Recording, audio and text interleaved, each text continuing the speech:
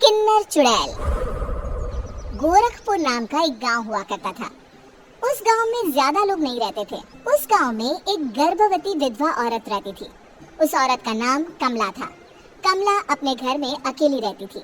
उसके पति की सारी जायदाद उसके नाम हो गई थी, पर सभी गांव वाले उस औरत को मनहूस औरत समझा करते थे और सभी उससे नफरत किया करते थे। एक बार कमला राशन की दुकान पर खाने का सामान खरीदने जाती है। भैया जी, जरा 1 किलो दाल चावल देना। अरे हाय हाय हाय हाय हाय!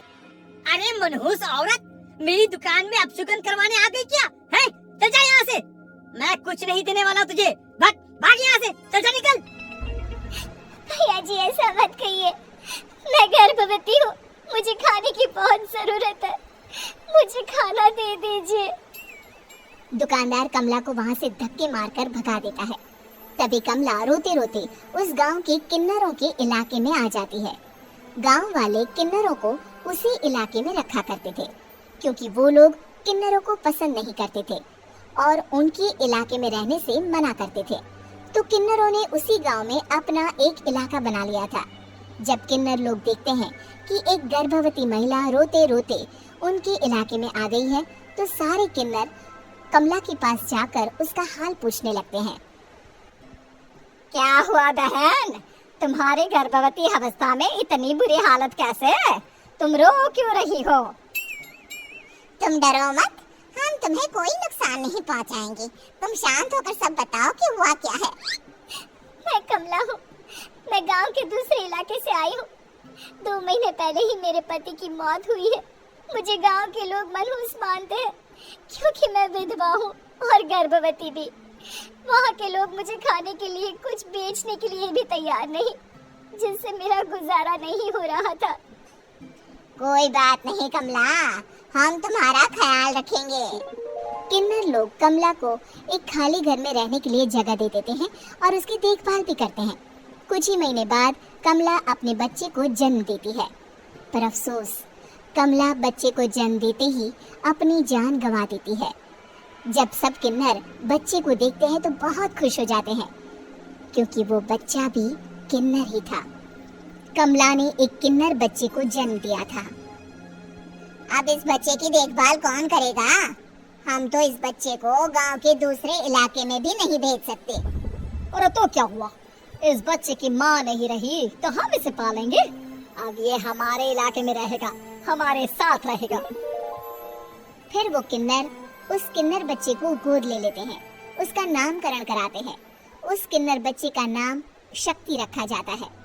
देखते ही देखते शक्ति बड़ी होने लगती है। उसके रंग रूप बहुत सुंदर थे। वो बहुत सुंदर किन्नर दिखती है। एक दिन शक्ति एक किन्नर से पूछती है, माँ जी सुनिए ना, ये गांव के दूसरे इलाके में भी तो लोग रहते हैं, तो हम वहाँ क्यों नहीं जाते? हम उनसे अलग क्यों रहते हैं? शक्ति, क्योंकि वो लोग हमारे जैसे नहीं, वो लोग हमें पसंद नहीं करते, इसीलिए हम उनसे अलग रहते हैं। क्यों? वो हमें क्यों पसंद नहीं करते? मुझे एक बार उस इलाके में जाना है, मैं एक बार वहाँ जाकर घूम कर आऊँ। शक्ति, खबरदार, जो तू उस इलाके में कभी भी गई तो अपनी जान नहीं गंवाना चाहती तो उस इलाके में कभी कदम भी नहीं रखेगी, समझी? इतना कहकर वो किन्नर वहाँ से चली जाती है। शक्ति उस किन्नर की बात सुनकर बहुत रोती है। माँ जी, ऐसा कैसे कह सकती है? उन्होंने इतनी सी बात के लिए मुझे इतना डांटा। अब तो मैं उस इलाके में जरूर जाऊंगी। फिर एक दिन शक्ति गांव के दूसरे इलाके में चुपके से जाती है। ये लोग तो हमारे जैसे ही इंसान हैं, तो ये हमसे नफरत क्यों करते हैं? जब शक्ति उस इलाके में पहुंचती है तो गांव के सारे आदमी उसके रूप से मोहित हो जाते हैं। वो लोग ये अंदाजा नहीं लगा पाते कि वो किन्नर है। शक्ति की सुंदरता देखकर सारे गांव वाले उसकी तारीफ करने लगते हैं।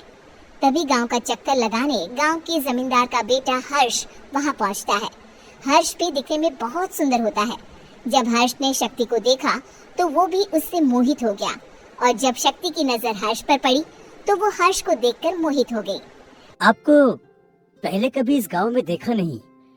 इस गांव में आप नए हैं क्या? जी नहीं, वो मैं बस। तभी शक्ति बोलते बोलते रुक जाती है और मन में सोचने लगती है, अगर मैंने इनको बता दिया कि मैं दूसरे इलाके से आई हूँ तो वो समझ जाएंगी कि मैं किन्नर हूँ, इसलिए मुझे इनसे झूठ ही बोलना पड़ेगा। शक्ति हर्ष को कहती है, जी हाँ, मैं इस गांव में नई आई हूँ, यहाँ अकेली रहती हूँ। वैसे आप कौन है? आप भी इसी गांव में रहते हैं?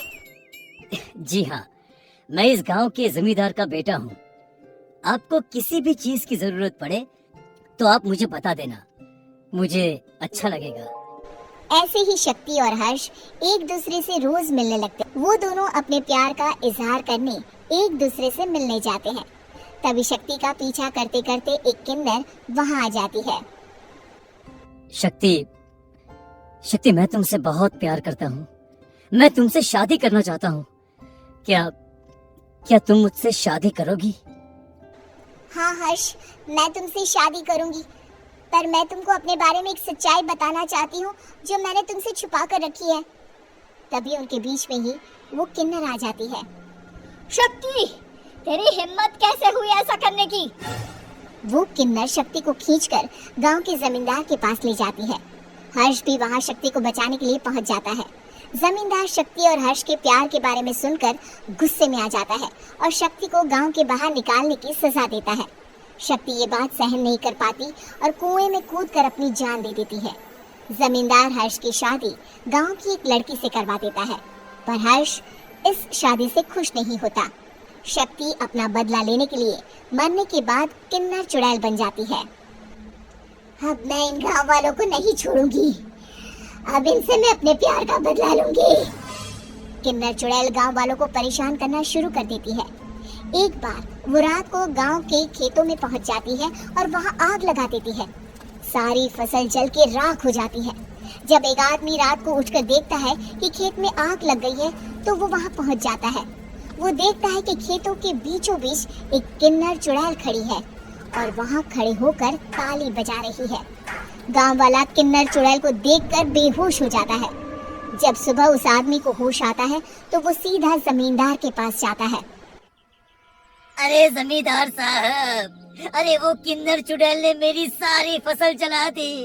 अब मैं क्या करूंगा, क्या होगा मेरा? जमींदार चुड़ैल किन्नर का नाम सुनते ही सब कुछ समझ जाता है।